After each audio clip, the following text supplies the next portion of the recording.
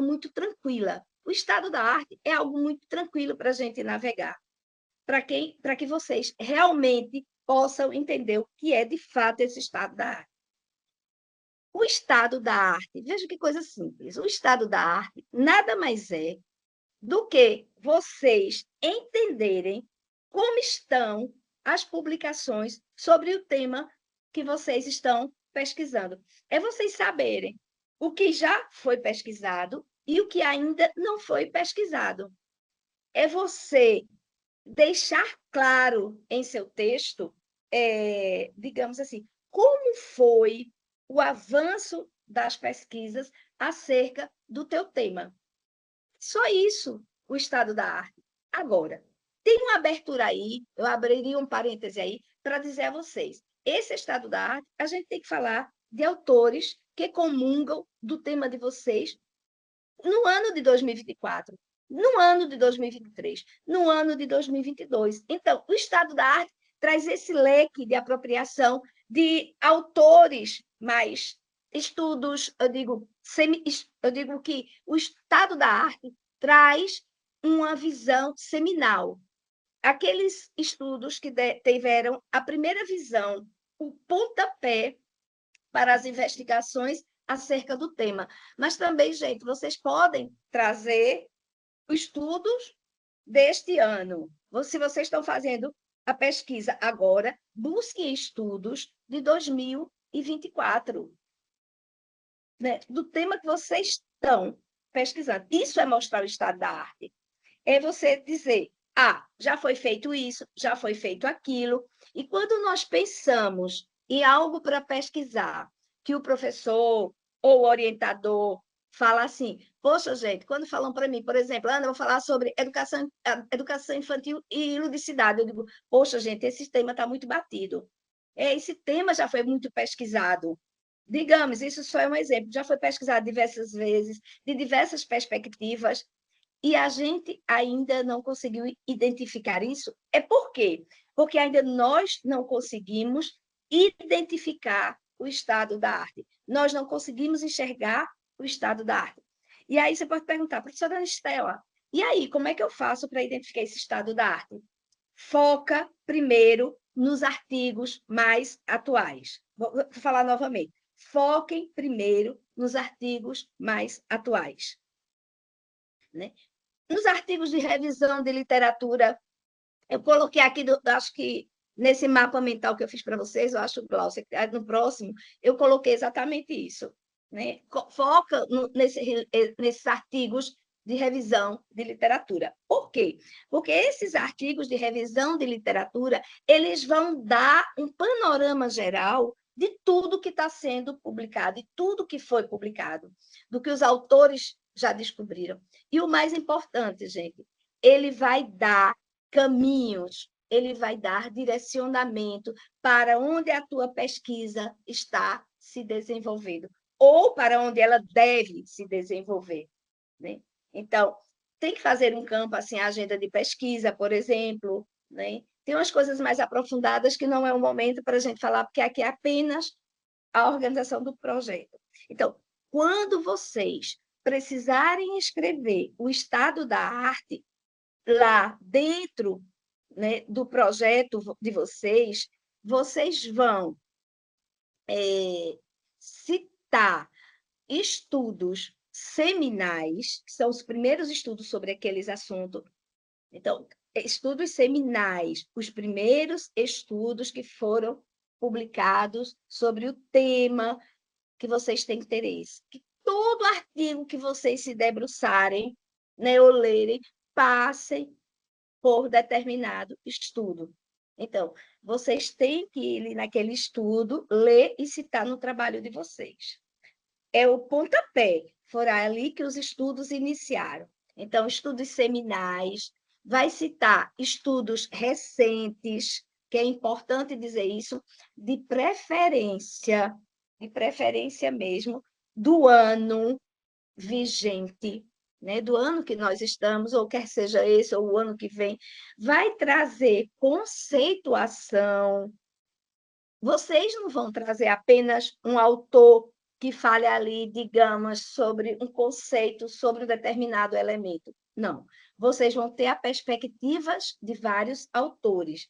Por exemplo, vários autores vão falar o que é formação docente. Vários autores vão falar sobre o que é inclusão.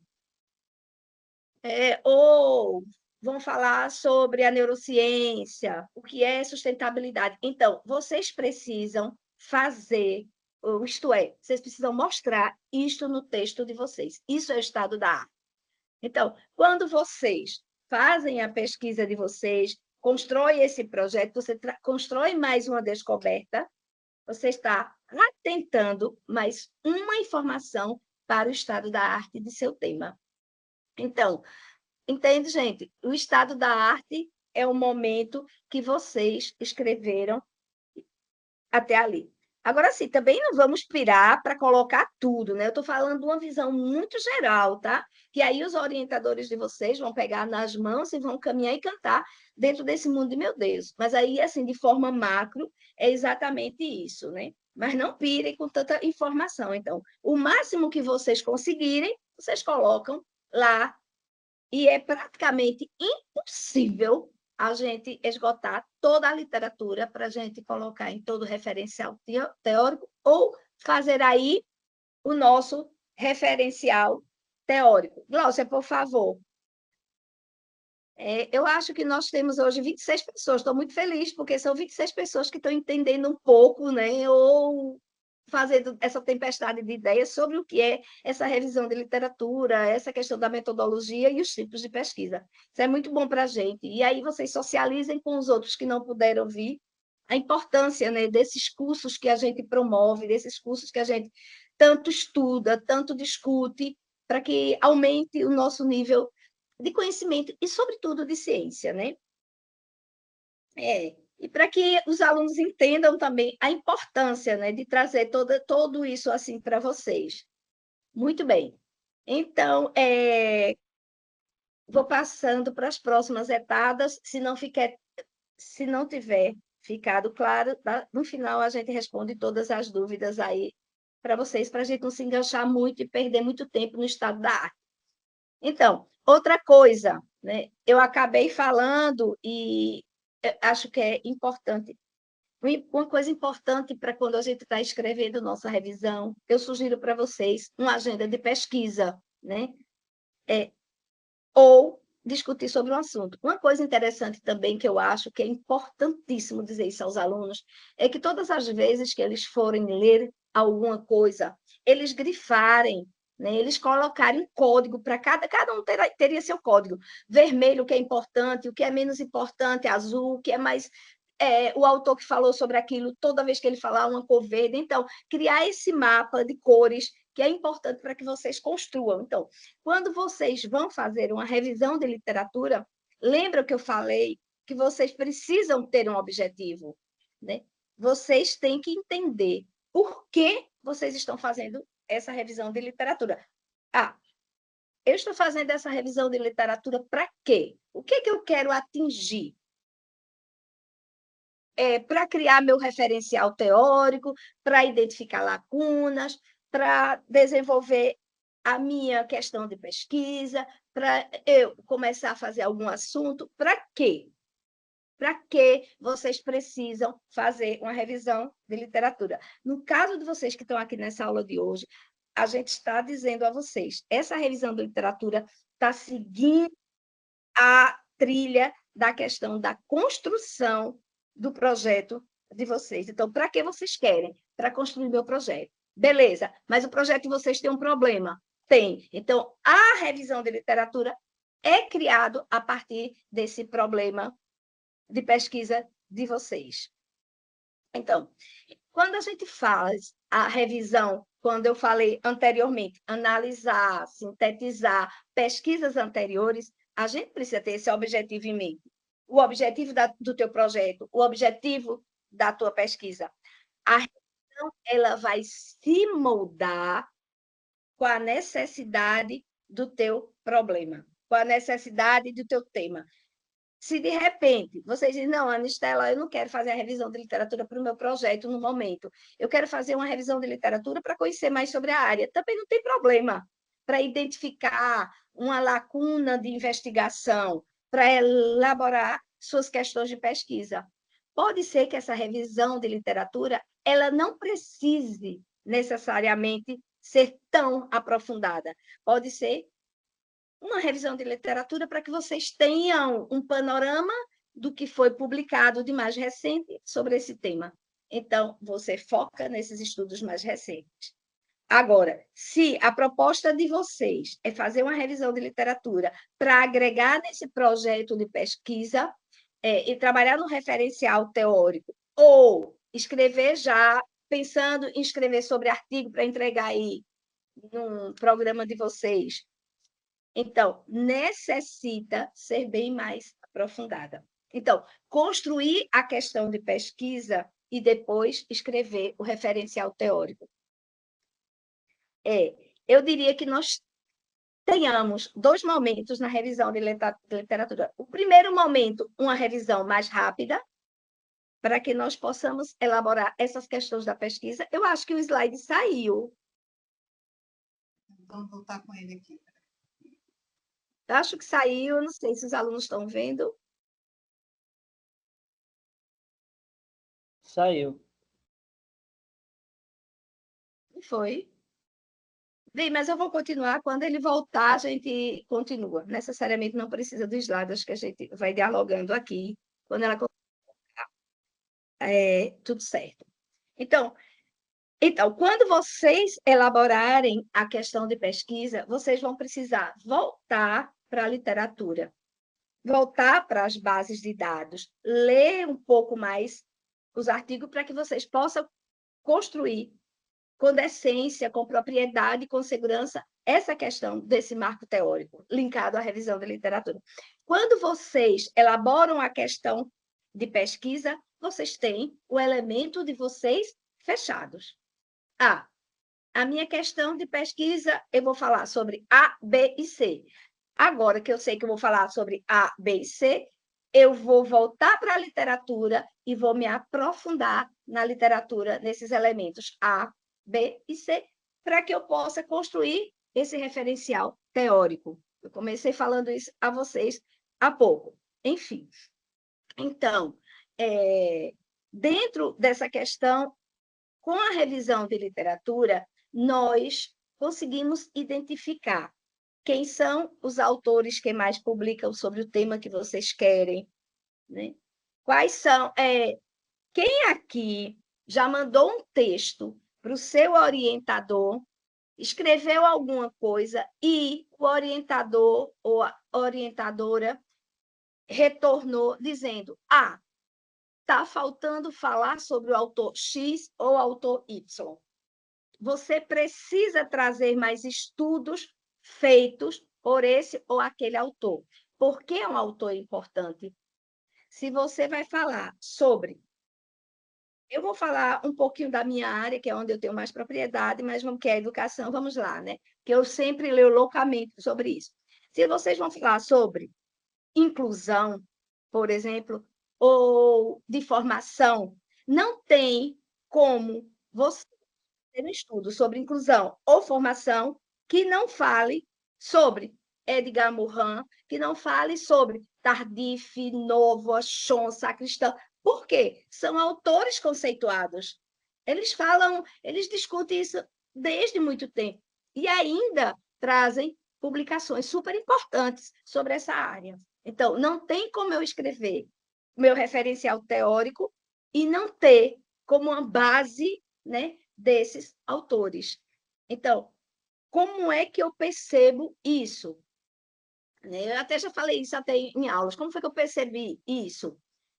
A partir do momento que a gente vai pesquisar nas bases de dados, né? A gente vai lá na Cielo, daqui a pouco vai ter para vocês aí, né? Então, toda vez que eu vou pesquisar nas bases de dados, Cielo, CNPq, seja lá o que for, sempre que eu vou pesquisar isso, esses autores estão lá comungando das ideias e das ideais sobre aquele tema. Então, em todo canto tem citações sobre esses autores. E aí é só baixar esses artigos dessas pessoas, aliás, desses autores. Aí a gente entende que precisa pegar literatura desses autores para comungar especificamente com esses temas. Eu estou dando apenas um exemplo, né? Daqui a pouco tem aí, nos próximos slides que virão, aonde vocês podem pesquisar pesquisas mais fidedignas, né? De como é que vocês vão puxar nessas bases que eu trouxe para aqui as publicações pelo nome do autor, que isso facilita muito a vida dos estudantes. Se vocês já conhecem os autores que vocês querem, sabem ele publica, vai lá nas bases de dados, coloca o nome dele e puxa as pesquisas sobre esse tema com aquele autor para que vocês possam ler, se aprofundar sobre esse tema. Isso faz parte da revisão da literatura. Quando vocês vão para a base de dados, automaticamente vocês já estão fazendo uma revisão da literatura, tá? A gente vai já chegar lá. Então, vocês vão encontrar, claro, o que você vai citar no seu texto. E aqui eu gosto muito de conversar com os alunos, né, foi o que eu disse há pouco a vocês, o código de cores, para que não fiquem informações perdidas na pilha de assuntos que vocês vão ler, naquele monte de coisa que a gente vai colocando nas caixas, vai colocando lá nas nossas pastas, e daqui a pouco a gente se perde, né, encontrou determinada informação. Eu oriento sempre que os alunos que estão lendo marca texto com cores diferentes.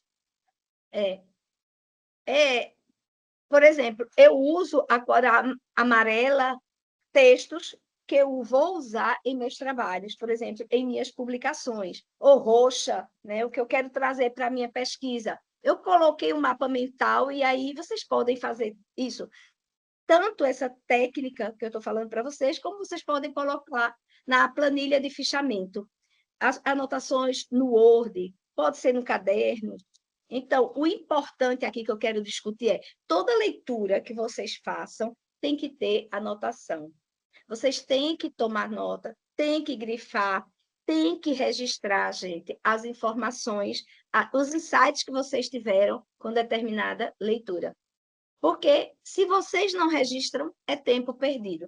Então, também vai ser possível vocês encontrarem ali o que vocês vão citar no texto que vocês vão escrever. Seja ele no seu referencial teórico, seja ele na tua revisão de literatura, enfim, vocês vão começar a perceber quais são as revistas de maior impacto neste assunto. E isso, claro, tanto vai te ajudar a buscar, né? Tanto vai te ajudar a buscar mais literatura, né? Porque o primeiro leva ao segundo, que leva ao terceiro, mas aí essa questão, buscar mais literaturas nas revistas, como submeter também aqui o artigo àquela revista que publica sobre essa área que vocês estão pesquisando, sobre essa área de vocês.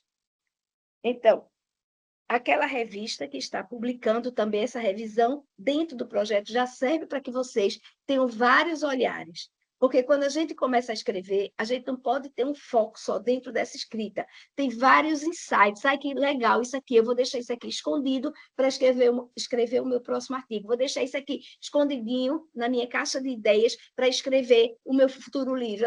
Então, esses insights é o que vai fazer você se apropriar e se organizar sobre essa questão do seu tema. Por isso que, quando eu estou falando com os alunos sobre a questão da literatura, eu digo logo, veja o que mais atrai vocês, porque a gente não escreve sobre o que a gente não gosta. E se for escrever, vai escrever e não vai dar certo.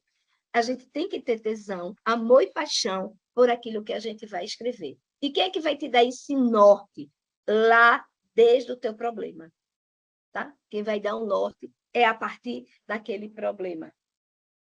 Então, tipos de revisão de literatura. A gente precisa falar sobre um pouquinho. Até aqui está tranquilo, já deu para entender o que vocês vão identificar, a questão do estado da arte. a questão de onde vocês vão buscar esses autores, está tudo tranquilo. Infelizmente, eu gostaria que vocês estivessem me vendo, mas a vida é isso. Então, vamos lá.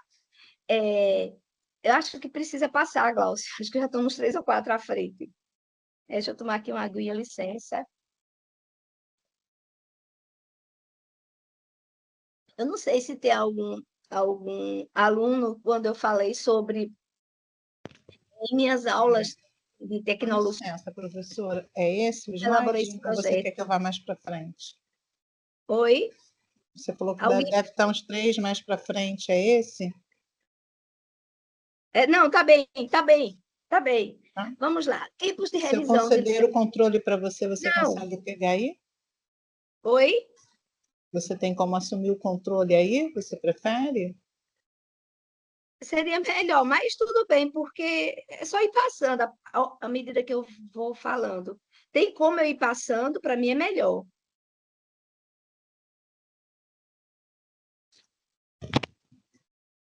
Mas tudo bem, vamos continuando. Então, esses tipos. Uma outra coisa que eu percebo que confunde muito os alunos, que o pessoal fica louco sem saber o que é uma revisão narrativa, o que é uma revisão integrativa, o que é uma revisão sistemática. Que tanto tipo de revisão é esse?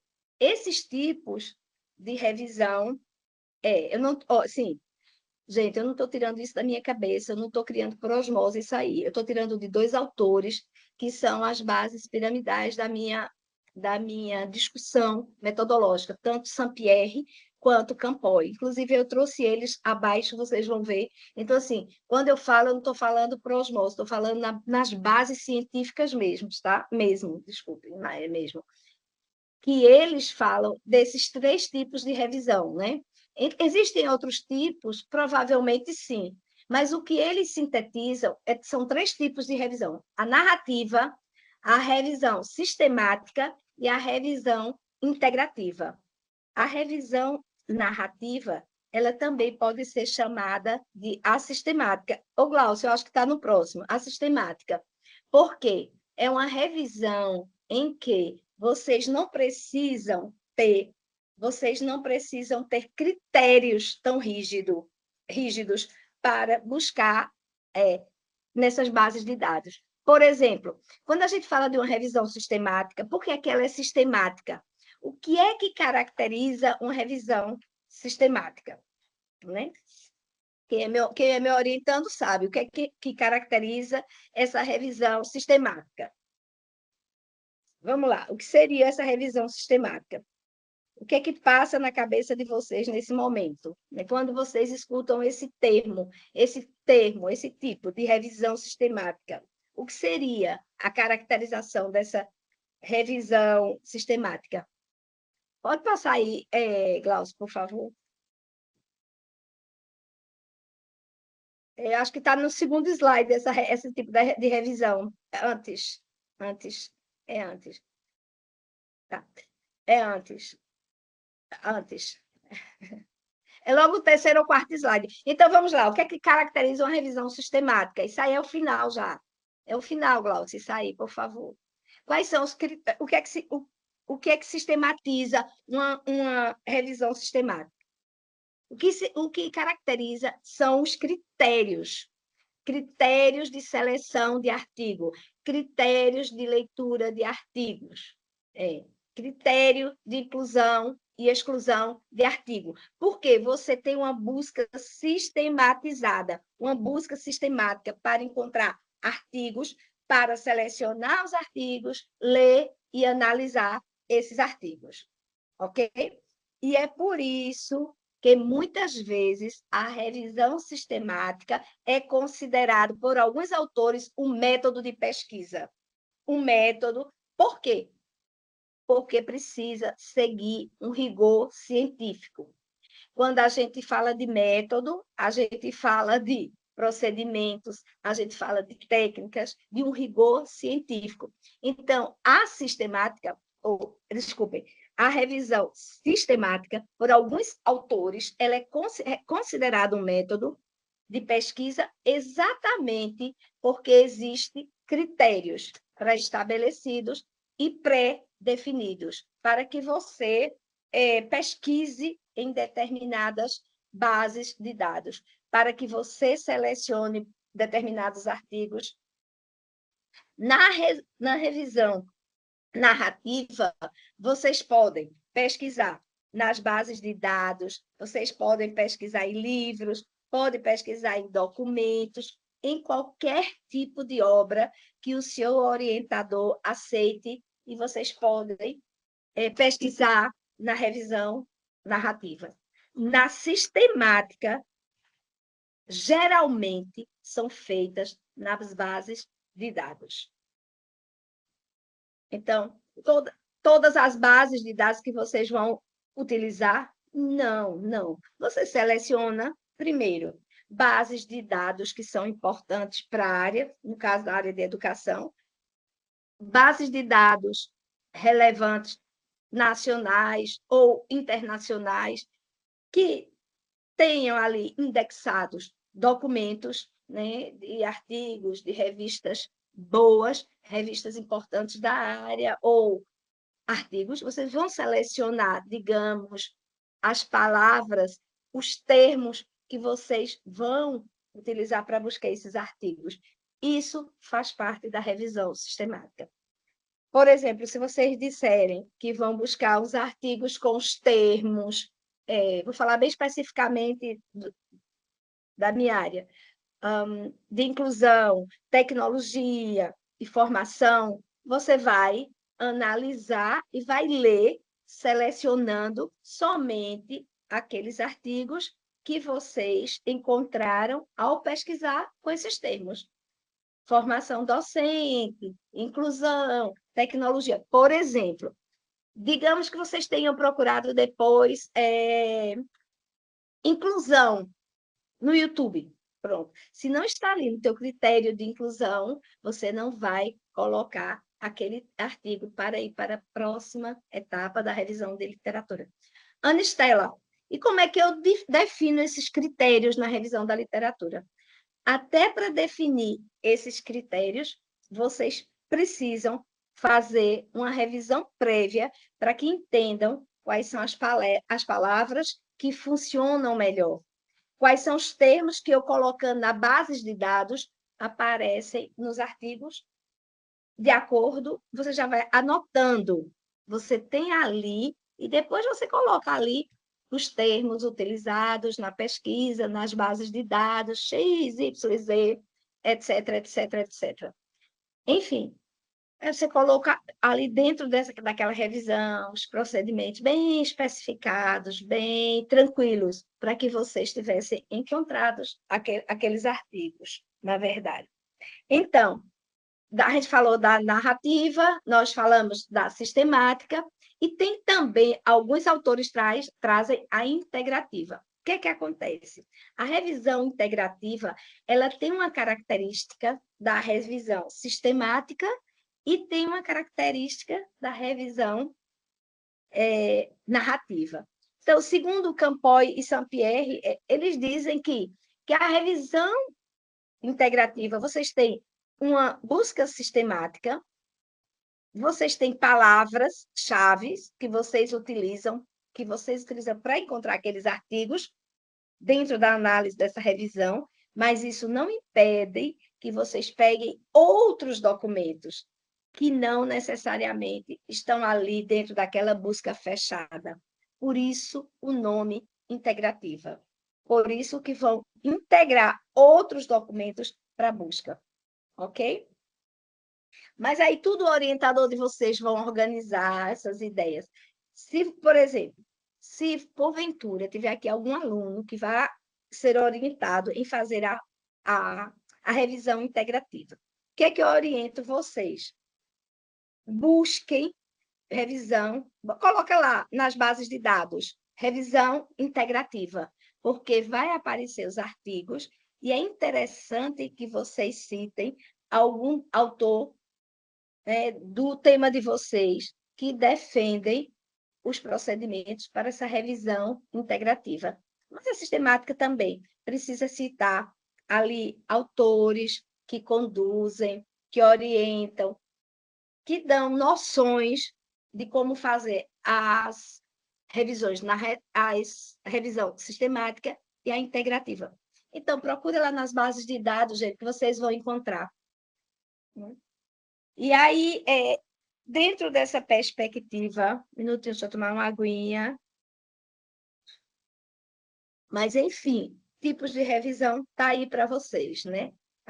Aí, como eu coloquei aí em cima, narrativa, busca de literatura em diversas fontes e utiliza diferentes termos. Né? Eu botei isso aí numa linguagem bem tranquila para que vocês tenham essa ideia. Né? Utiliza-se diferentes termos. Vai lá nas bases de dados, eu trouxe as bases de dados para vocês, daqui a pouco vou deixar aí para vocês navegarem quando vocês estiverem aí escrevendo a tua revisão de literatura, etc. e tal. Pode ser que seu orientador indique livro, indique documento, para que você inclua ali na sua revisão, e se for a revisão narrativa, você faz isso sem problema nenhum. Se for uma revisão sistemática, como eu falei para vocês, uma revisão sistemática, ela já é considerada um método de pesquisa. Então, aqui, você tem que ter critérios definidos, critérios de inclusão, né, e exclusão definidos.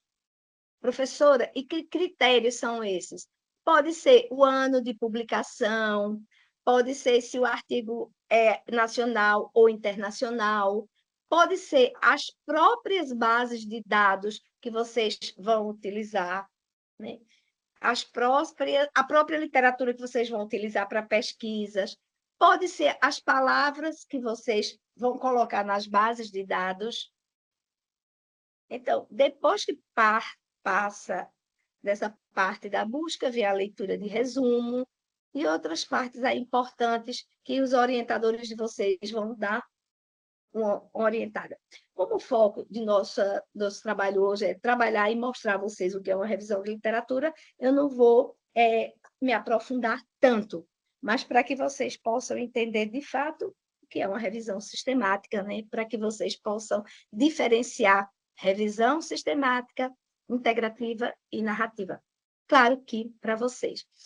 Bom, gente, finalizando essa revisão integrativa, pode ter a sistematização, né? Como vocês estão vendo, da busca dos artigos.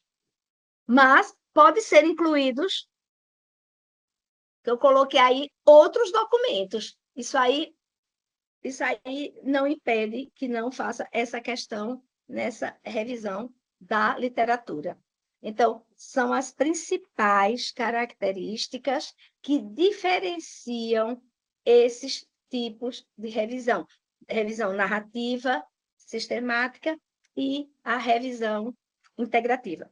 Lógico que eu estou dando, assim, estou fazendo com vocês hoje uma tempestade de ideias, né? Uma coisa macro. Porque se for para falar de revisão de literatura, a gente sabe que não é só apenas 2 horas. É só para que vocês tenham ideia de como escrever, o que é escrever, para trabalhando, por exemplo, 3 revisões aí diferentes dentro de um mesmo projeto.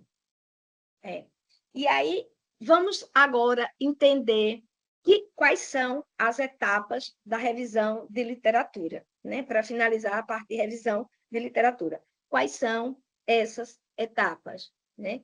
O que é que a gente entende por etapas, segundo os autores que eu trago para vocês?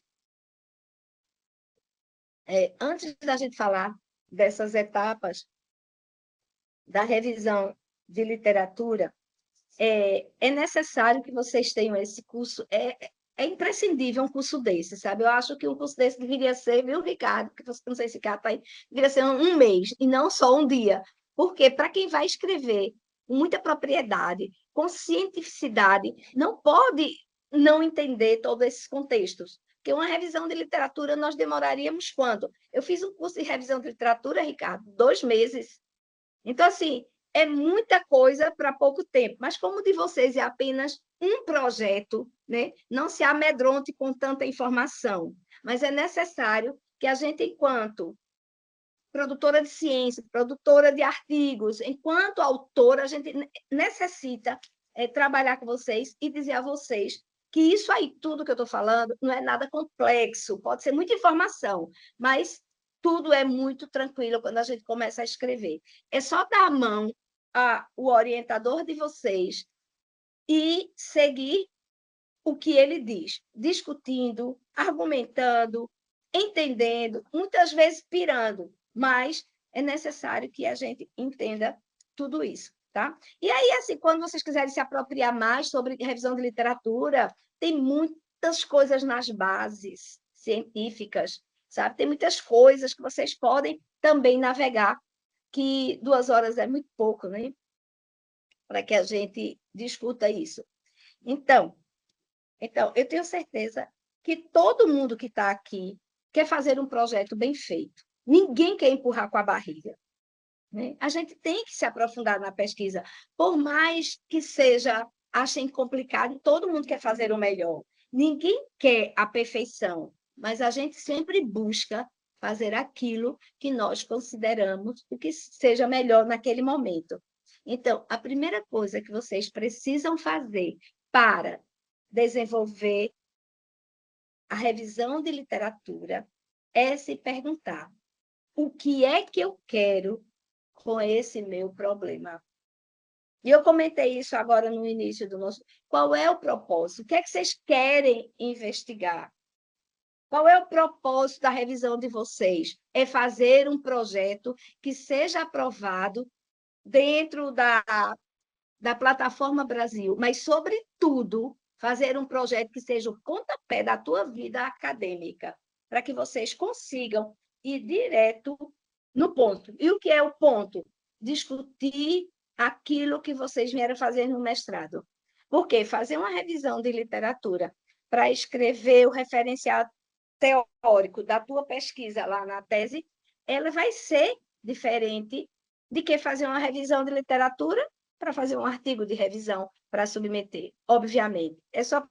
É importante ter esse propósito. Uma coisa também que é muito importante dizer a vocês, não posso deixar essa revisão do literatura, é a questão do problema de vocês. Para construir essa revisão da literatura, vocês precisam ter fortemente tatuado em vocês a questão da pesquisa de vocês, que é por onde vocês iniciam o seu estudo, seu projeto, sua tese, sua dissertação. É pela questão de pesquisa. Se vocês elaborarem uma questão de pesquisa muito bem elaborada, vocês têm em mente tudo o que vocês querem descobrir. Quando lhe pergunta o que você vai pesquisar, o que você vai fazer, você fica meio perdida logo no começo, porque a gente não sabe, porque a gente ainda não se apropriou daquele assunto, porque a gente ainda não trouxe, nós não identificamos ainda os elementos que podem ser identificados por nós. Então, elaborar uma questão de pesquisa é a parte principal para conseguir fazer uma boa revisão, porque na questão de pesquisa você consegue identificar quais são os elementos que vocês vão pesquisar. Uma vez que vocês sabem os elementos que vão ser pesquisados, vai buscar a literatura muito mais direcionada para aqueles elementos que vocês precisam. Porque muitas vezes falta isso. Porque muitas vezes os alunos ficam completamente perdidos. O que é que eu vou falar? Não sei o que é que eu vou fazer, meu Deus, por onde é que eu começo? A pergunta é essa. Ana Estela, pelo amor de Deus, por onde é que eu começo?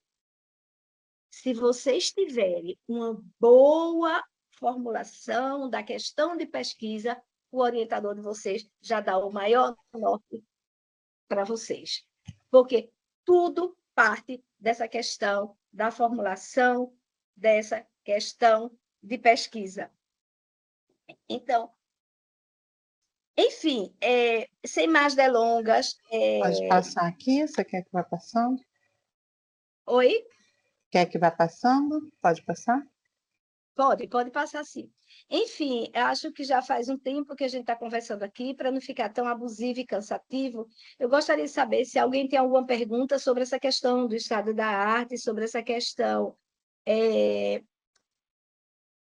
da revisão da literatura, para a gente poder discutir um pouquinho? Sim, pode passar. Tá bom aí, tá bom aí.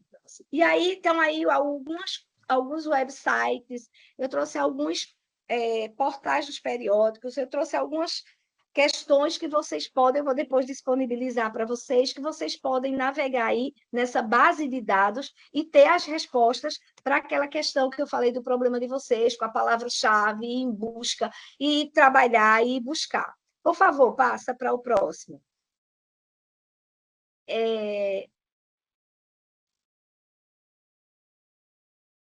Glaucio, passa aí, por favor.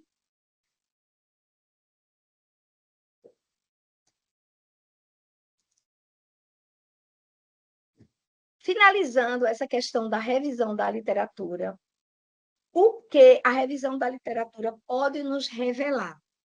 Que existe teoria completamente desenvolvida, eu disse anteriormente, que existem várias, isso aí é o resumo do que eu falei para vocês até agora, que existem várias teorias que podem ser aplicadas ao nosso problema. Veja que eu estou sempre trazendo questão, a questão, desculpem, e o problema. Que existem partes e fragmentos da teoria com algum respaldo, que existem descobertas interessantes, mas parciais, vocês podem até aprofundar, e que existem somente orientações ainda não estudadas, e ideias vagamente relacionadas com o problema de pesquisa. Pode passar, por gentileza. E sem mais delongas, é isso, tá? Então, a revisão da literatura nada mais é do que pegar aquelas palavras-chave do teu problema e transferi-las para teus autores e ficar comungando as ideias junto com você, o autor e eu, o autor e eu. E para fazer uma revisão bem feita, nada melhor do que uma organização. Não adianta a gente sentar na frente do computador, quando eu disse sentar na mesa quando eu comecei, só eu mesmo, sentar na cadeira, em frente a um Word, sem saber o norte, sem ter uma organização. Precisamos fazer as nossas pastas, precisamos fazer nossas resenhas, nossos resumos. E eu trouxe uma coisa até interessante, pesquisando para aqui, para o curso de vocês, pode passar. Pesquisando para o curso de vocês, eu trouxe... Pode passar mais um pouco, depois a gente volta. Eu trouxe isso aí, que eu achei super interessante. Quantas referências podem ser utilizadas no teu marco teórico, na tua revisão? Segundo Sampierre, 2018, ele diz que teses de doutorado, 65 a 129 referências. Dissertações de 30 a 40. Projeto, 10 a 25. Já Campoy, agora em 22, ele diz que teses de doutorado, 70 a 130, dissertação, 50 a 70, projeto de 15 a 20. Monografia ele não fala. E aí, ambos se referem, claro que isso aí não, ambos dizem que isso aí é uma questão subjetiva, mas aí eu coloquei para vocês, não existe uma resposta exata. O que é que eu digo a vocês? Uma boa revisão de literatura é aquela que não é tão extensa, aquela que não é mais que aquela que fale com coerência, com argumento, e, sobretudo, que vocês tragam o autor e vocês. É muito importante isso. Como vocês estão preparando, se organizando e pensando na elaboração do projeto de vocês, nada mais justo, nada mais decente, mais coerente, mais plausível ou palatável, seja como for, do que vocês trazerem 4 ou 5 autores, discutir fidedignamente com esses autores e elaborar o projeto. Então, o projeto é uma visão de futuro, né? O que eu quero lá. Então, a gente também não precisa se debruçar nas várias literaturas. Agora, ainda não. Como eu disse a vocês, a revisão de literatura vai ser o norte, o embasamento, vai ser o nosso pilar, a nossa sustentação para um marco teórico decente. Porque um marco teórico lá na frente, quer seja dissertação ou tese, muito bem elaborado, muito bem feito, vai dar aí pano para vocês elaborarem muito mais coisas e levarem vocês para um mundo inimaginável, porque aí tem a publicação de livro, tem a publicação de artigos, tem a publicação em revista, tem qual, enfim, tem uma série de mundo que a gente pode desbravar com tudo isso. Então, eu queria abrir um pouquinho de espaço agora para que a gente pudesse entrar e discutir se ficou alguma coisa que vocês tenham dúvida. A hora de perguntar sobre a revisão de literatura seria agora, para a gente dar uma entradazinha sobre metodologia e os tipos de pesquisa. E aí, perguntas, sugestões, questionamentos. Esse projeto vai ser logo agora no início das aulas ou depois? Eu não escutei, por favor, repete. Esse projeto vai ser agora no início das aulas ou depois? Não, o que é que ocorre? O projeto, você tem um espaço de tempo grande. Quem determina isso é você. Por exemplo, há pessoas que já chegam com o projeto pronto. Escolhe o orientador, digamos que seja Ricardo. Escolhe o Ricardo, que traz o objeto de pesquisa, fala sobre ele muito bem, o objeto que você quer e pronto. Aí, o que, é que você faz? Olha, trouxe já esboçado, está aqui. Aí ele vai te ajudar.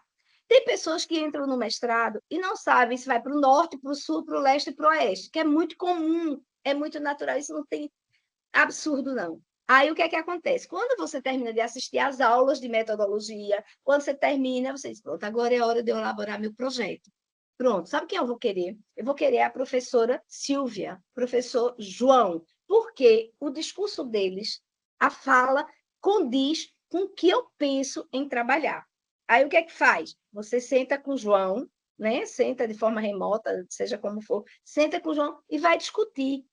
Porque nesse momento que vocês estão entrando aqui, que eu não sei se a maioria está entrando ou não no mestrado, mas, meu Deus, é muita informação, eu vou correr louca, não sei para onde é que eu vou, como elaborar problema, como é que eu elaboro o meu tema. Aí todo mundo que vem para o mestrado já vem com a ideia. Eu quero falar sobre. Eu vou falar sobre minha área, que é educação. Não sei se está aqui todo mundo de educação. Então, a educação a gente já sabe. Ou vão falar de formação, ou de inclusão, ou de gestão, tecnologia e neurociência. Seria mais ou menos isso. Claro que tem pessoas que vão trabalhar sobre sustentabilidade, meio ambiente, mas em sua maioria é isso. Então, dentro desses paradigmas aqui, dentro desses temas que eu trouxe, você vai observar quem é que mais tem as características. É o professor que tem aquele objeto de estudo com dentro da sua formação. Aí você diz assim, professor, você fazer nada, pegue na minha mão e vamos caminhar. Porque o certo é esse, né? É você chegar... Não sei se existe certo, nem gosto de falar de certeza, porque para mim tudo é muito subjetivo. Mas você chegar e professor João, eu gostaria de sentar, porque eu penso em falar sobre, digamos, tecnologia e sustentabilidade, ressignificando a vida do aluno, digamos. Então, você vai sentar com o João e pegar. Quer dizer, essas informações que você está tendo nesses 3 módulos de curso é um pontapé para clarear o que está aí meio escurinho. Então, a gente está trazendo, já que é época de Natal, pisca-pisca, para, de fato, né, provocar vocês para quando for nas aulas de janeiro, poxa, eu vou querer isso, poxa, eu vou querer aquilo. E os outros, se já estão adiantados, entender qual é o processo, qual é o caminho, né? Se está indo, se não está indo, se travou, o que é que precisa. Então, o curso é para agregar valores científicos, conhecimento científico na vida de vocês. É mais ou menos por aí. Ah, entendi. Agora... Mas, não? Então, Oi, Glaucio, passe aí, vamos... Oi? oi, professora. É o Adilson. Oi. Oi, Adilson. Entendi, agora eu Eu entendi. estou com a câmera ruim. Ai, que droga. Sim, vamos lá. É o seguinte, professora, em relação ao que a senhora falou, a senhora falou sobre citar os primeiros estudos e os estudos mais É, recentes. seminais, isso. É necessário sempre a gente tentar incluir isso? Não, não é necessário, não. É obrigatório. Por quê? Você está trabalhando, Adilson, você está no doutorado. O que é que ocorre? Isso. Alguns alunos, quando estão comigo, eles fazem o estado da arte, faz um quadro e coloca o estado da arte. Não é isso o estado da arte. O estado da arte é você trazer tudo de novo que tem dentro da sua área, que é tecnologia, mais recente possível, coisas publicadas agora em 24, 23, 22, coisas recentes, e trazê-los à luz dos autores. Porque aí fica uma pesquisa com os dados científicos atualizados. Você não vai dizer o estado da arte. Não, o estado da arte é o quê? É uma imbricação entre o referencial teórico, que você já está falando do referencial, junto do estudo da arte, do estado da arte. Entendeu? Porque tem alunos que trazem o estado da arte e colocam um quadro bem grande e colocam estado da arte, aí coloca todos aqueles artigos que tem sobre aquele assunto, 2, 3, não é isso. Aquilo ali, ele captou, pegou lá nas bases de dados, ele vai estudar e vai citar dentro do seu referencial teórico. Ok? Ok. Então, assim, sobre ciência, que é o seu caso, sobre tecnologia, sobre isso, você tem que pegar os estudos seminais para que eles contemplem e façam sua tese muito mais fidedigna do que já é. E, aliás, se faça fidedigna, ok? Ok. Tá bem, professora. Obrigado. Alguém mais?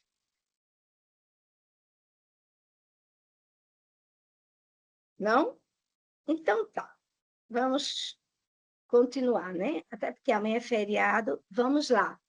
Essa é uma parte assim, muito interessante, né? Porque assim, é tudo tessiturado. Vocês vejam que é o problema junto do tema, que junto do objetivo, que chega ao marco teórico, né? Que chegou a nossa revisão de literatura. E aí nossa revisão de literatura vai costurando para a metodologia. Então, vamos lá. Agora que vocês que já sabem o que é o conhecimento, já sabem como se faz uma revisão de literatura, já sabem o que é o conhecimento científico teórico. Vocês agora vão entender um pouco sobre os tipos de pesquisa. Então, a pesquisa científica ela é muito importante, ela é o núcleo da ciência, né? Para se obter conhecimento científico, é necessário pesquisar. E, gente, pesquisar de maneira sistemática, de maneira rigorosa, para poder conhecer uma realidade ou poder resolver algum problema. Então, agora vamos estar vendo o que cada um desses tipos de pesquisa. Passa aí, por favor, Glaucio, para poder decidir que tipo de pesquisa ou que tipo de procedimento vocês vão pesquisar para o seu trabalho. Bom, entre os tipos de pesquisa, inicialmente, nós podemos classificá-lo de que modo? Pode ser quanto à sua abordagem, quanto à sua natureza, quanto aos seus objetivos e quanto aos seus procedimentos. Tá? Quanto à sua abordagem, a pesquisa pode ser uma pesquisa qualitativa, uma pesquisa quantitativa, saiu até errado ali, quantitativa. Uma pesquisa qualitativa, ela não está muito, a pesquisa qualitativa, ela tem um caráter extremamente subjetivo. Ela não está querendo trabalhar a questão numérica, ela está preocupada em compreender, ela está preocupada em explorar, em entender aquele problema ou aquela situação. Geralmente, a pesquisa qualitativa está bem voltada para ciências sociais, ciências humanas, né? E a própria educação, né? A gente sempre pega os alunos trabalhando nessa área, né, da pesquisa qualitativa. Já a pesquisa quantitativa, ela sim, ela é objetiva, ela trabalha com representação numérica, com um dado maior de dados. Ela passa por uma comprovação de sua hipótese. Ela vai se dar através dos dados estatísticos. Vai ser a comprovação de uma hipótese dada a hipótese, vai ser a mensuração dessa hipótese dada a partir dessa pesquisa quantitativa, né? Usa-se estatística para isso, ou mensuração de dados. E, normalmente, a pesquisa quantitativa, ela geralmente é usada nas ciências da natureza, é usada para ciências agrárias, mas outras ciências, mas não quer dizer que a educação também não usa, que às vezes tem dados grandes que precisam ser mensurados, né? Tudo vai depender do teu problema. E sim, tem a mista, né, que usa as duas. E aí eu vou voltar já para essa mista. E aí, quanto à natureza, ela pode ser básica ou uma pesquisa aplicada. A pesquisa básica é o quê? É a pesquisa onde está buscando descobrir um conhecimento novo. É fazer uma nova descoberta. Ela não tem uma aplicação prática, mas, é claro, ela tem a sua importância. Ela é essencial. A pesquisa básica, ela tem o foco em ir lá, observar e fazer novas descobertas, certo? A pesquisa básica ou a ciência básica. Já a pesquisa aplicada, ela já vai ser utilizada para resolver um problema real, um problema existente dentro de uma realidade. E essa pesquisa, então, vai ser voltada para resolver este problema. Daí o termo pesquisa aplicada. Quanto aos seus objetivos, nós temos 3 tipos de objetivos: a pesquisa exploratória, a pesquisa descritiva e a pesquisa explicativa. A pesquisa exploratória é aquela pesquisa inicial, é aquela pesquisa que a gente quer conhecer o problema do nosso objeto de estudo. A exploratória, vocês vão procurar inicialmente construir a tua hipótese. Há autores que dizem que na exploratória não existe hipótese. Já, segundo Campoy, esse que eu trouxe para vocês ouvir, ele diz que precisa da hipótese para poder compreender, segundo ele, que a partir desse entendimento daquele problema, daquele objeto de estudo, você poder tirar dali tua hipótese. Por exemplo, uma pesquisa descritiva, ela geralmente tem um objetivo de compreender, né? O objetivo de entender um problema ou um dado objeto ou um dado fenômeno. Então, ela vai descrever, ela vai caracterizar, ela vai entrar em detalhes para compreender e entender esse problema em questão. E a explicativa que está aí, faltou o V, foi a explicativa.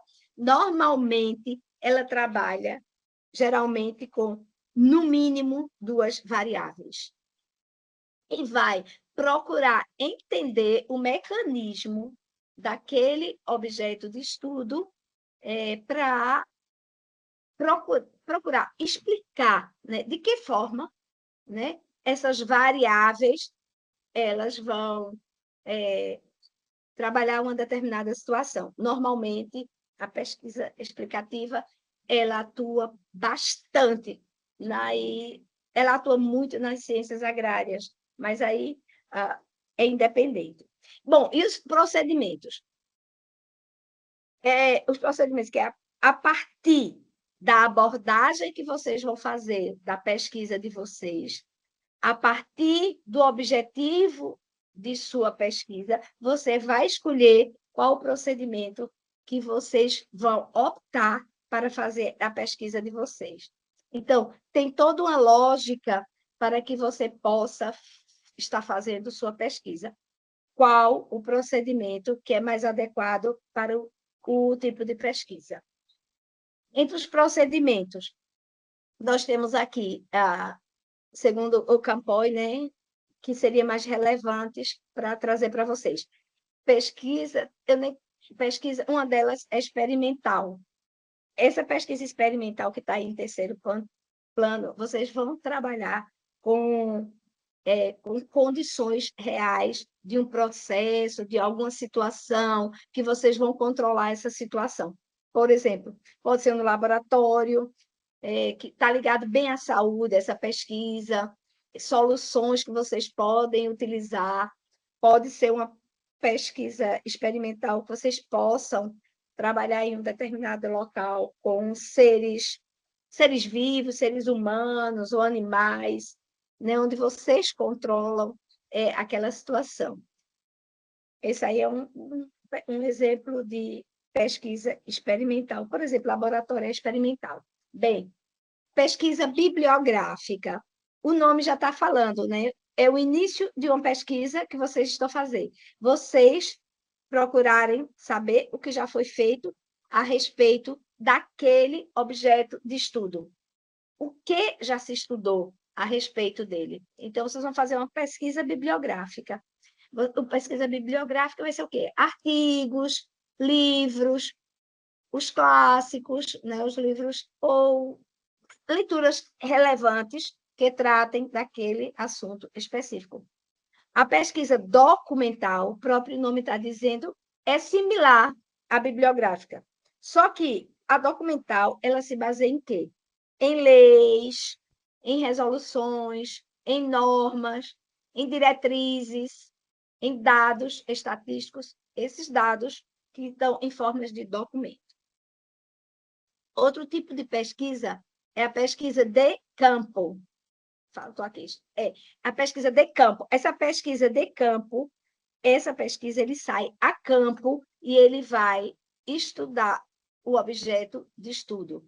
Ele vai observar o objeto de estudo na sua situação real, onde ele se encontra. Ele chama pesquisa de campo. E pesquisa ação, né?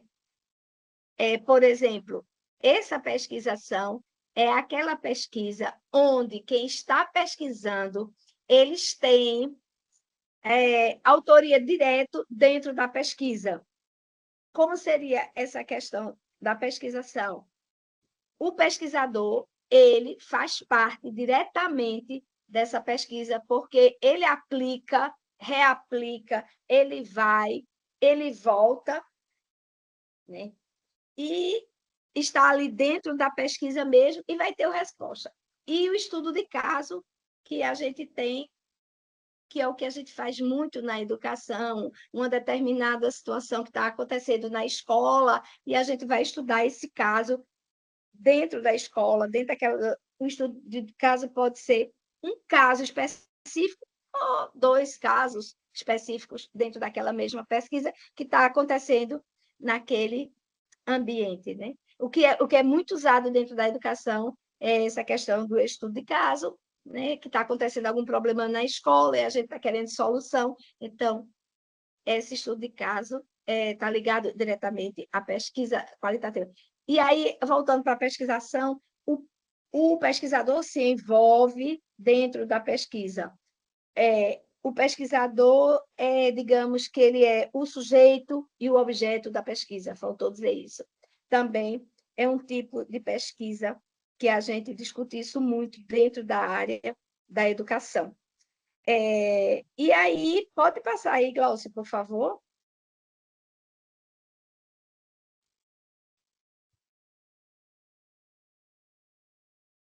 E aí, eu fiz esse gráfico aí para que vocês entendam muito bem, porque isso aí é como se fosse o coração de todo o trabalho de vocês, né?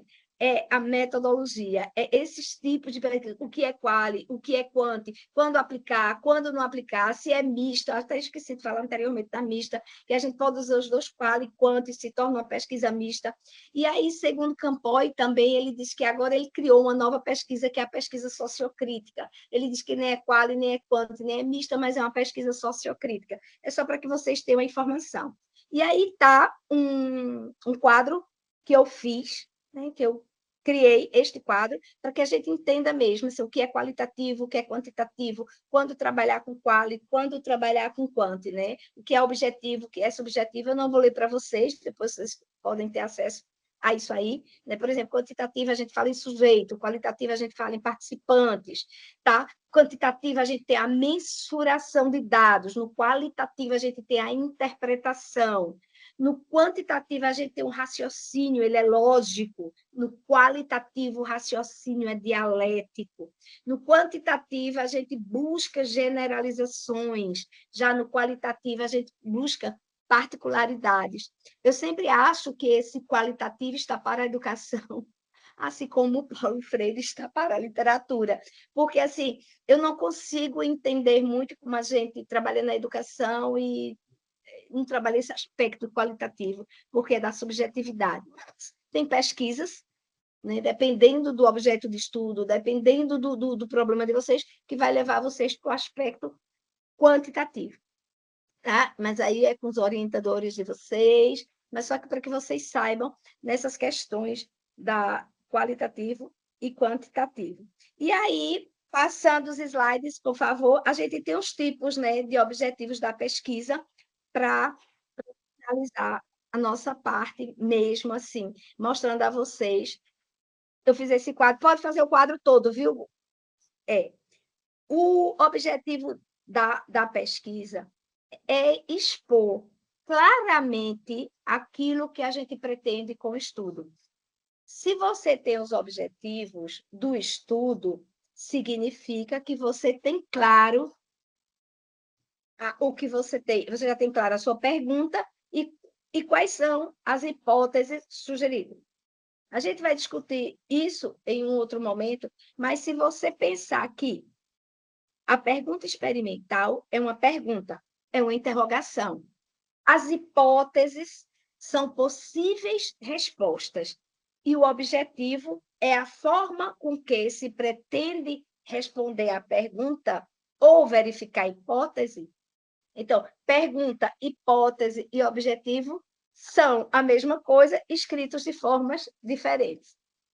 Então, se vocês têm claramente a pergunta, as hipóteses, e isso permite a vocês esclarecer os objetivos, seus objetivos vão ser de natureza exploratória, descritiva ou explicativa, que está aqui, que é o que a gente vai discutir agora. Bom, quando nós falamos numa pesquisa exploratória, tá? Essa pesquisa é tipicamente teórica, embora não exclusivamente.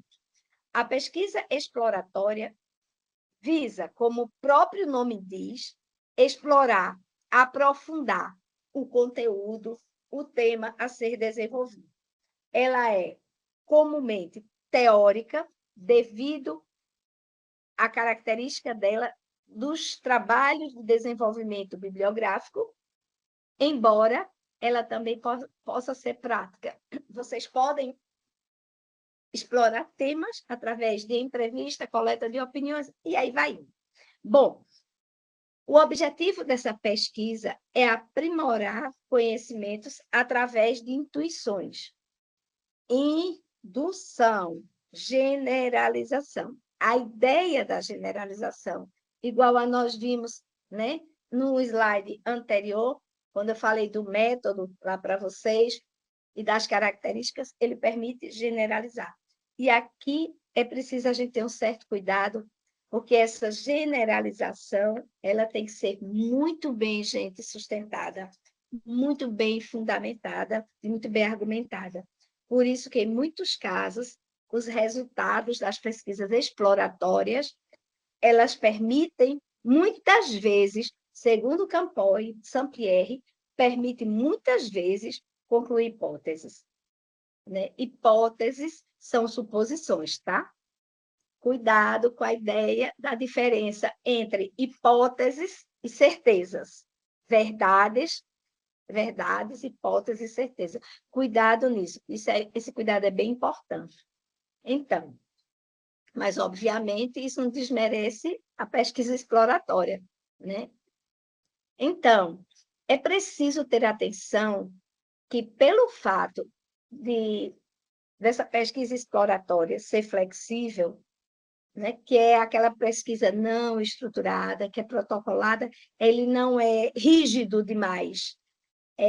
Esse excesso de flexibilidade, essa pesquisa pode fazer com que os sujeitos se percam nos objetivos né, se percam nas hipóteses e isso provoque uma avalanche de desenvolvimento e crescimento, e acaba que os alunos podem perder o foco, tá? Então, é muito importante estar bem claro no objetivo do trabalho, qual é o objetivo, ponto central do trabalho, tá? Quando vocês estão elaborando o objetivo for elaborar objetivo geral ou objetivo específico, verbos muito comuns ser usados nas pesquisas exploratórias é descobrir, identificar e levantar. Isso é característica do verbo da exploratória. Quando nós trabalhamos uma pesquisa descritiva, como o próprio nome diz, próprio nome diz, descrever característica de um determinado fenômeno, de uma determinada população, tá? A intenção principal dela é identificar, é verificar a relação entre as variáveis. Lembra que eu falei para vocês há pouco tempo, no slide anterior, sobre essa questão dessas variáveis, né? Que são dependentes e independentes, que isso vocês vão aprender nas aulas de metodologias, né? O que são variáveis dependentes e variáveis independentes. Bem, se eu estou, por exemplo, querendo medir o número de alunos, né?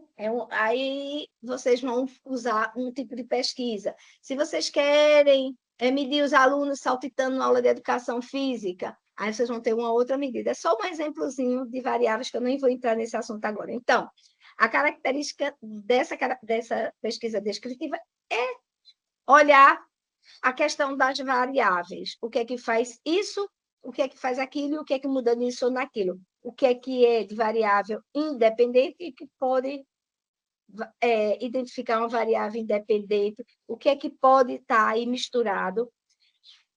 Então, que tipo de pesquisa eu vou querer, então, trabalhar? E aí tem a explicativa que eu disse no slide anterior a vocês e explicar. Lembrando que a abordagem da pesquisa, né, qualitativa e quantitativa vai identificar também alguma coisa dessas questões das perguntas. Então, é analisar esses dados coletados sem que haja a interferência do pesquisador. Na descritiva, ele não pode manipular, né, essas variáveis. E aí vem a explicativa, que vem a explicativa que geralmente é de caráter quantitativo quanto à interpretação de dados. Porque a pesquisa explicativa ela tende a ser mais bem qualificada, ou mais bem quantificada, porque nessa pesquisa explicativa vocês conseguem manipular as variáveis independentes e vocês conseguem, através do uso de controles negativos, controles positivos. Que isso aí não entra dentro, basicamente, na área de educação. Mas eu coloquei aí para vocês, para que vocês entendam. A explicativa, ele analisa os fenômenos, causa, efeito e a experimentação. E, normalmente, se usa o verbo analisar, verificar e explicar. Pode passar, Glaucia. E aí, eu fiz esse gráfico para que vocês entendam, para finalizar a nossa palestrazinha, a nossa conversa. Segundo o Campoy, 2020, ele criou esse quadro, né? Já criou, já atualizou agora em 2020, para que o aluno entenda. Pronto, quanto aos paradigmas, nós temos 4 aí, que é o qualitativo, o sociocrítico, o quantitativo e o método misto. No quantitativo, você usa as pesquisas descritiva, desenvolvimento e causal. Na sociocrítica, você usa, a sociocrítica é uma criação dele, a pesquisação, a colaborativa, a participativa e a feminista. E nos métodos qualitativos, você vai usar a pesquisa, estudo de caso, vai usar a fenomenologia, você vai usar etnográfico, e você vai usar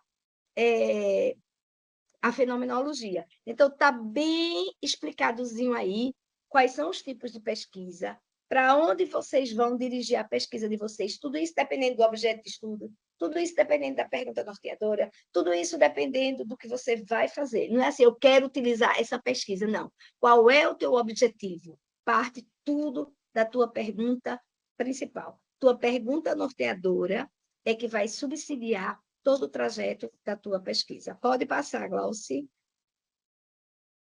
E aí, algumas dicas finalizando. Leiam o assunto a ser escrito. Escreva de forma clara, com um vocabulário adequado para a situação. Escreva com boa intensidade e sem velocidade, nem devagar, nem rápido.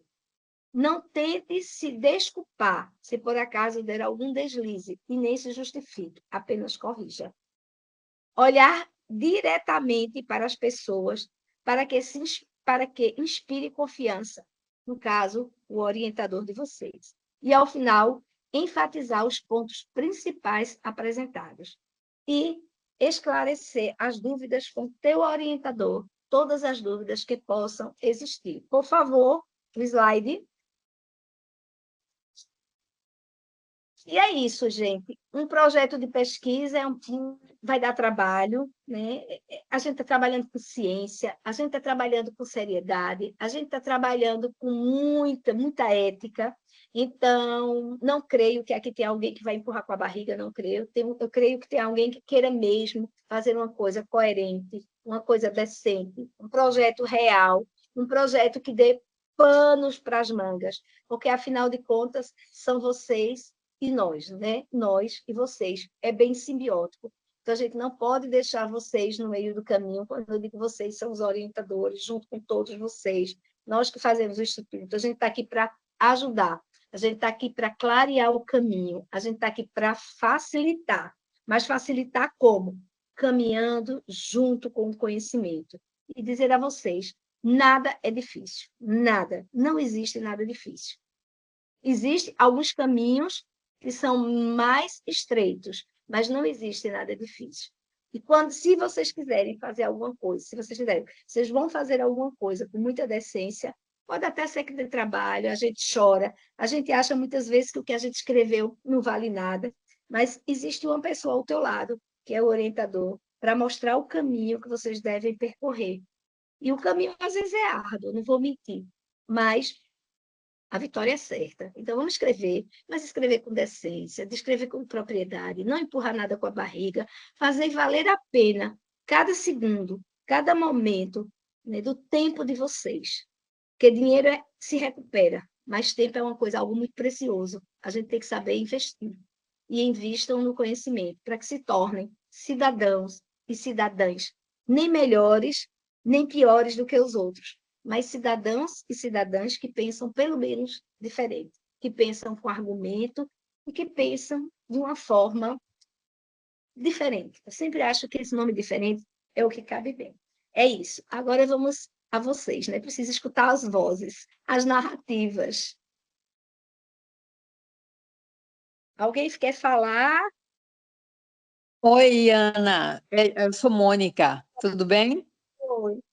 Tudo. Não estou bem, não, porque eu queria ver que vocês me vissem. Mas Eu também tenho problema. Infelizmente. Eu gostaria de... Assim, eu ia fazer uma pergunta no meio do slide, mas aí passou e veio muita informação e depois a minha pergunta acho que já não cabe mais aqui a você, mais diretamente, como você bem colocou, ao orientador, né? Porque são, digamos assim, é muito vasto. E, para mim, o meu tema, apesar de eu ter conhecimento, mas ainda estou meio que perdida, que caminho tomar.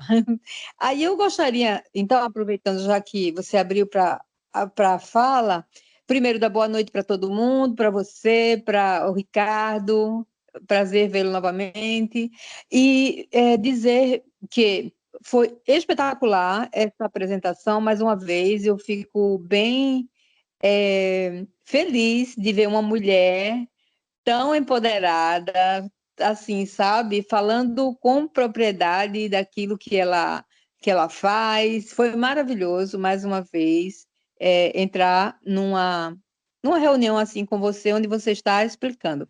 Eu gostei, teve muitas coisas aí que eu gostaria muito de perguntar a você, mas não posso agora. E aí é sobre, porque me vi em várias falas aí do caminho da pesquisa, me vi com dúvidas, né, no meu objetivo de pesquisa. Mas, assim, já que a gente não pode tirar a dúvida aqui, que eu não vou ocupar o espaço, eu gostaria de parabenizar, porque foi muito proveitoso. Assim, mostrou um leque de possibilidades, né? E até para que eu já fique ligada e né, não cometer determinados equívocos. Então, Ana Estela, foi um prazer. Gostaria realmente de tê-la visto. E já que a gente mora na mesma cidade, vamos ver se a gente marca um café para conversar. Vamos sim, vamos sim. Tá Só bom? complementando, Mônica, para ti. Disse Alice ao coelho, né? Quando eu não sei para onde ir, qualquer caminho serve. Quando você começou a dizer, Ana, eu não sei que caminho tomar, então cuidado aí, vamos ver o que a gente pode costurar nessa vida. Pensa aí, eu já lhe disse várias vezes, a gente já conversou muitas e muitas. Veja aí as possibilidades que o seu orientador precisa, todos vocês precisam centrar as ideias. O que vocês querem? Tem que parar, respirar e pensar. Por que eu estou fazendo mestrado? Pelo conhecimento, beleza. Mas o que é que mais te atrai? O que é que mais te atrai? Eu vou falar da minha área na escola. O que é que mais te atrai na educação? O que é que vocês chegam numa biblioteca? Para que lado vocês se dirigem? Para o lado da sustentabilidade, para o lado da tecnologia, para o lado da inclusão, para o lado para onde vocês vão? Vocês têm que se apropriar disso. Primeiro, tem um pensamento na gestão ambiental que diz o seguinte: só preservamos aquilo que só amamos o que conhecemos. Só conhecemos o que nos for ensinado. Então, a gente só ama o que a gente conhece, gente. Então, precisa se apropriar desse objeto de estudo de vocês. O que é que vocês gostam? Essa pergunta eu fiz milhões de vezes a um aluno aqui chamado Adilson. Adilson foi um dos alunos que me deu mais trabalho, vocês não calculam. Ele está aqui. Esse menino me deu tanto trabalho, minha gente, que vocês não imaginam. Adilson queria ir para o norte, ele queria ir para o sul, ele queria ir para o leste, ele queria ir para o oeste, ele queria ficar no centro-oeste, ele queria depois ir para a Espanha, ele não sabia e me levava junto na loucura dele. Foram anos, não foi, Adilson? Quantos anos? Uns 4, até a gente se encontrar. Pô, não dá mais. É agora 4 ou anos e meio. nunca. Quantos anos? 4 anos e meio. Então, vocês calculem 4 anos e meio nesse paradigma de eu não sei para onde quero ir. E aí eu digo, peraí, Adilson, vai ter que nascer, pelo amor de Deus, que filho é esse, que já faz 4 anos? Então, a gente tem que ter tesão, amor e paixão por alguma coisa que a gente está vendo na educação, que a gente precisa dar uma formatação diferente, ver com olhos diferentes, escrever alguma coisa sobre aquilo. Vejam o que vocês mais amam. Porque com a paixão, com esse amor em mãos, a gente desbrava horizontes. Não é o que Ricardo diz como orientador, Ana Estela, Joana, Valesca, Severino. Não, é o que vocês gostariam. E daí, convida aí para caminhar e cantar e seguir a canção da vida. Mas tem que ter amor, paixão e, sobretudo, se debruçar na literatura para ter o conhecimento. É isso, Mônica. Vamos lá, tem mais. Ana Lúcia. Boa noite, professora, tudo bem? Boa noite, Ana Lúcia, tudo jóia? Assim, não tive prazer de conhecer aí visualmente, mas já sei que você será... Pois é. Você será a minha orientadora, porque eu estou na educação... E eu estou tipo a Mônica, não tanto, mas eu estou assim, norteada pela área, né? Primeiro a educação, mas no ramo da inclusão, mas também eu quero voltar para a diversidade de gênero. Essa coisa, eu tô... E eu quero voltar isso para pesquisa de campo, por exemplo, porque como eu sou professora numa rede municipal aqui da minha cidade, e eu achei interessantíssimo o que está acontecendo já dentre pré-adolescentes, né, de 11 anos, que ainda não são conscientes, mas também tá bom. Eu vou, isso aí eu olho com você quando for a aula, né? Mas eu quero saber o seguinte: se esse tipo de relação, se essa é a minha visão, eu estou querendo me pautar nesse tipo de projeto, e se eu posso voltar esse projeto de pesquisa para a pesquisa de campo mesmo, para o meu campo de atuação como professora. E Pois agradeço, é. viu, a sua A joia, Ana Lúcia, disposição. tá bom, prazer. Infelizmente, a câmera não abriu. Vamos fazer o seguinte: depois a gente se organiza e conversa particularmente, porque aí é um contexto geral e aí a gente minimiza essas dúvidas depois, né, em um outro momento. Mas eu quero dizer a vocês o seguinte, que falando sobre pesquisa, falando sobre ciência, gente, pode acreditar, são 22 menos eu e Ricardo, digamos essas que, Glaucio, nós somos mais ou menos 18, 17. Quando a gente quer, a coisa acontece, e acontece de forma grandiosa, sabe? Porque assim, vocês ainda não tiveram as aulas, né? Não, fora alguns aqui que já estão no doutorado, mas quem está chegando agora, grandiosa. Por quê? Quando eu falo da grandiosidade, eu falo de algo, eu falo de uma epistemologia, que quando a gente vai buscar nessa fonte, a gente vai trazer esses autores, a gente como assim, para mim é um mundo muito bom. E quando o aluno quer, tem coisas aí fantásticas. Claro que quando não quer também tem um oba-oba, mas eu estou falando da maioria. E a gente está aqui enquanto universidade e enquanto instituto para atender a todos, mas especificamente o aluno que quer construir ciência conosco. Porque um aluno que se sobressai leva o nome da gente também, além do seu. E levar o nome para a sociedade também, mas levar para a ciência com decência. É isso que eu acho. Trabalhar com decência ainda é o melhor caminho. Pode ser o mais difícil, pode ser o mais pesado, mas ainda é o caminho que a gente encontra e a gente trabalha dentro dessa perspectiva chamada ética. Mas é isso. Alguém mais vai falar? Alguém mais vai dizer? Então, sem mais delongas, agradecer, né, aí a vocês a atenção. Claro que está horrível essa câmera, não sei o que está acontecendo. Dei aula até 7, estava bem maravilhoso. De repente, a câmera sumiu. Acho que o culpado foi Ricardo, mas tudo bem, brincadeiras à parte. Ricardo, agradecer mais uma vez a oportunidade, né, o Instituto, a universidade. Dizer que é sempre muito bom para mim, enquanto professora, enquanto pesquisadora, estar aqui comungando do que eu acredito. E o que é que eu acredito?